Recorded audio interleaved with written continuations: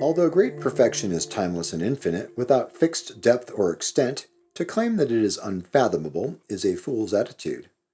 What the Ati approach reveals as a boundless, unique state makes perfect sense. What the Ati approach reveals as a boundless, unique state makes eminently perfect sense, although it is unacceptable in lower approaches.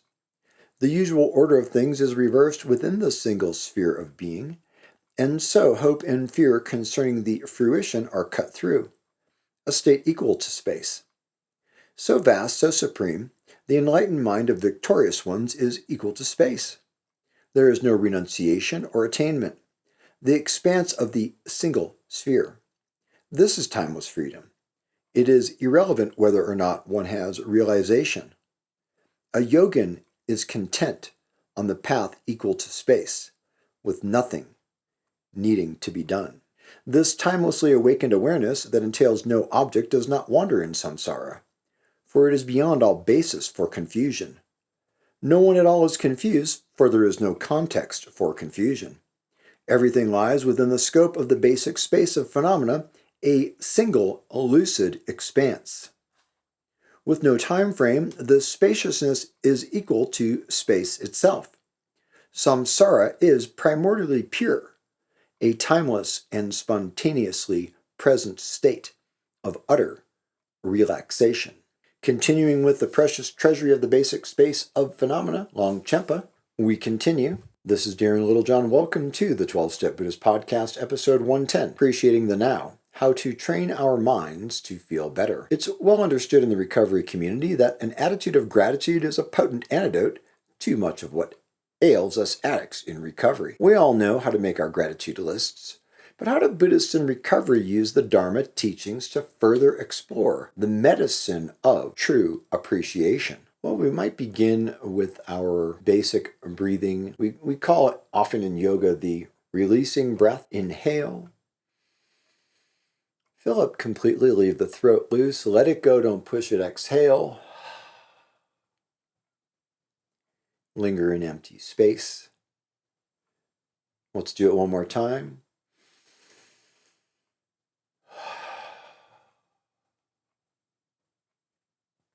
Now don't do that if you've had a garlic falafel for lunch and the person next to you is trying to...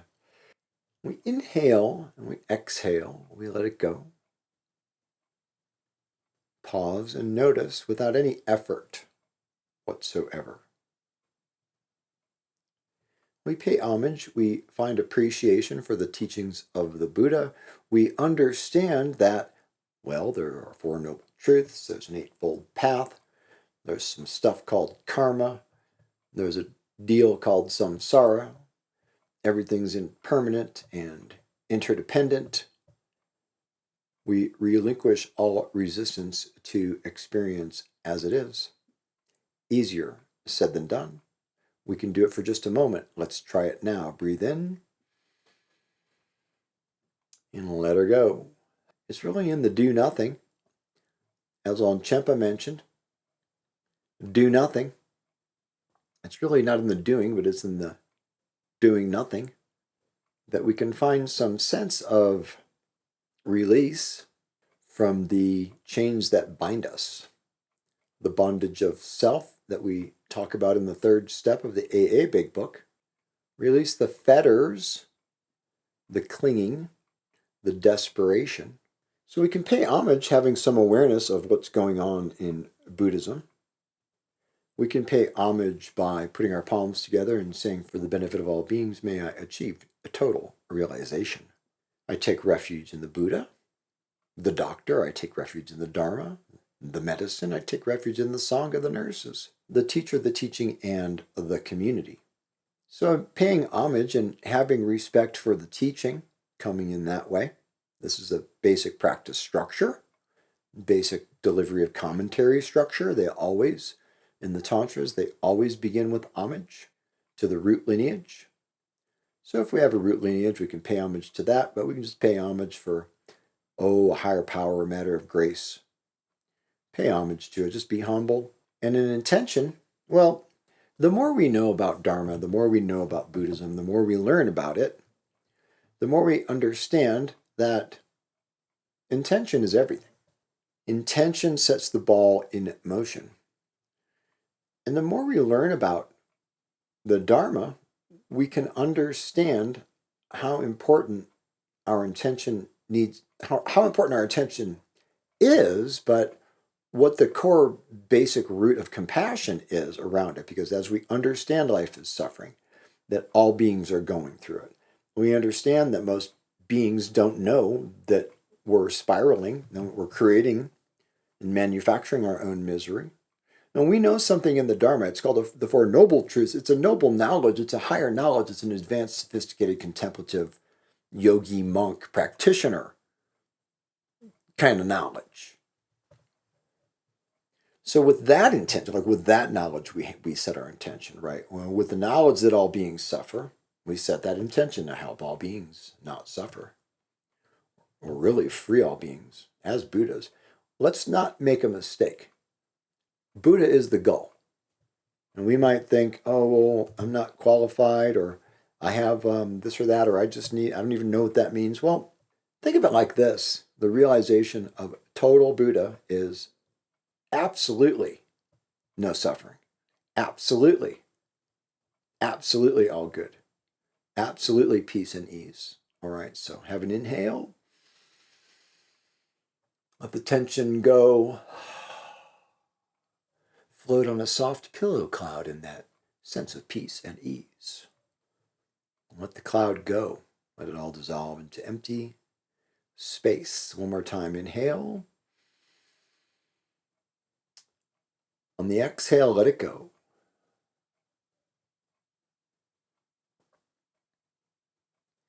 So knowing that all beings suffer, we have some compassion and we take the vow. Sentient beings are numberless. I vow to save them all.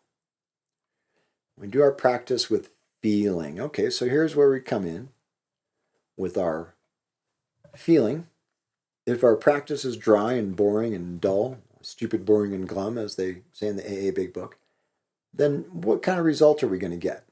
We do want a result of practice without striving for the result of practice. It's like stepping up to the top of the platform and then taking the final step, and you can't see what's in front of you, and you're just going to take the step and trust. Stepping off the platform of knowledge, stepping off the platform of technique, stepping off the platform of plans analysis. So what is our practice? Our practice is always something to do with helping ourselves, helping all beings, relieving suffering, but not just a temporary relief, a real eradication, a real cutting out at the root. We've got that serious intention. As bodhisattvas on the path, if we're in the Mahayana or the greater vehicle that encompasses more beings, it's greater by number than the Hinayana or smaller vehicle, which is the number one, just for us. We become an Arhat. Eventually, we become a Mahasiddha. We become a Buddha. Eventually, we help all beings. But it's a different focus. So coming back to practicing with feeling, what we want to do is find our meditation space, comfortable seat, straight back, feet firmly planted on the earth. Come to stillness, leave the eyes still so the mind can chill. You're sitting there in one spot. Everything else is moving by and you're not distracted by it whatsoever. You're like the rock solid Buddha meditator. Now think about some stuff that you really like. Think about something that you're really grateful for. Whatever it may be, it might be your first sip of coffee in the morning.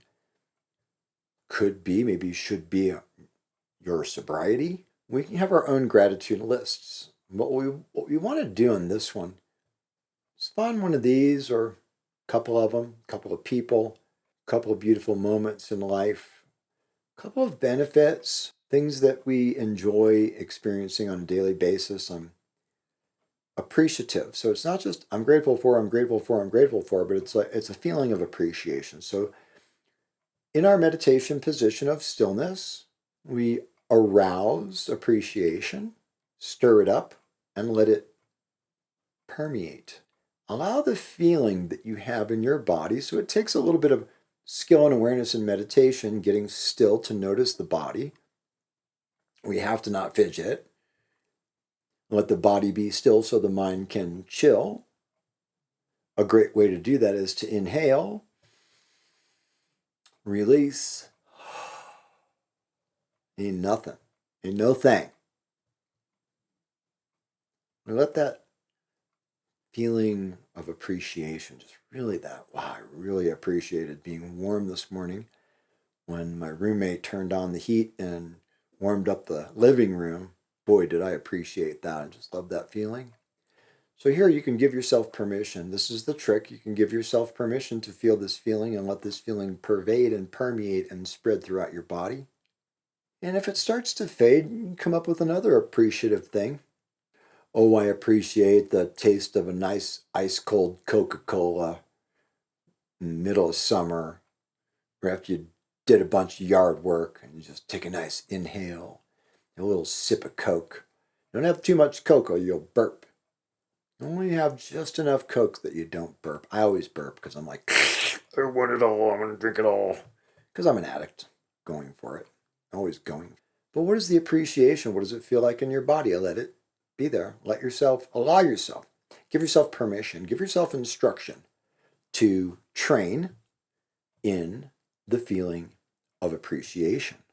So many things that we can appreciate, but let's see, how does the appreciation show up in our body in this moment? Where are the feelings of appreciation for the loved one, the parent, the spouse, the child, the sponsor, the higher power, the spiritual teacher, the vanilla ice cream, the chocolate ice cream, the strawberry ice cream, the Neapolitan ice cream, whatever we appreciate, taste it, let yourself have it, let it fill you up.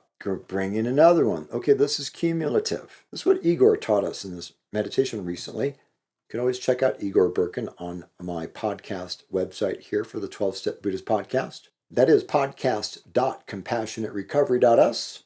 I'm sitting here watching the snow. It was supposed to be snowing all day until 5, and it's 4, and it just kind of started. Well, I'm glad I got the propane in. Everything's full. We could be staying warm, but it is definitely snowy. So I appreciate that warmth. I appreciate that the propane is full. I can feel it in my back, my lower back, feel it in my heart center. Appreciate that love, that kindness, that touch, that call, that text, that smile that someone offered us. Appreciate the doggy doodle, the kitty cat, whatever we love, whomever we love. Appreciate skin.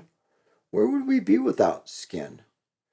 But the thing is, we really do need to feel this. This is the part of the structure of practice. This is a very feeling-oriented practice. All you're really doing in principle is meditating on what you appreciate and expanding it. And then letting that accumulate into a big collective of appreciation within your body. How does it show up in your energy? This sense of who or what you appreciate, that you feel grateful for, humble grace, beautiful gift, honor, homage, respect, gratitude. How does it show up mentally? Should calm your mind.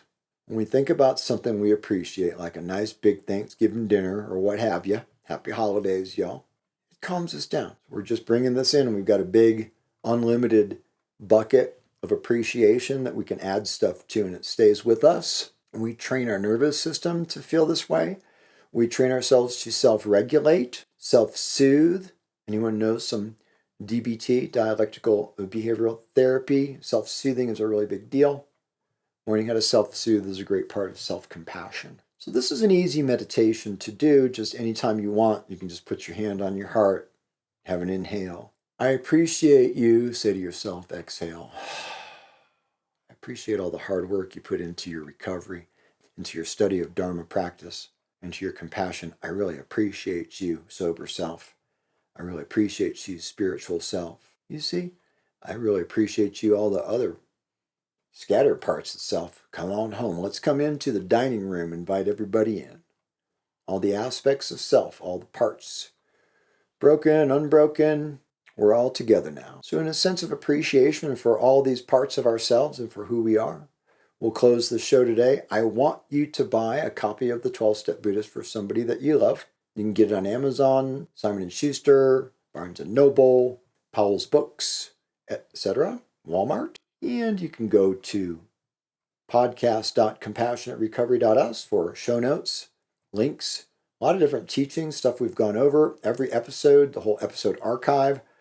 There's a great place to make a donation, drop some ducats in the bucket. Hey, show some appreciation. That's a cool idea.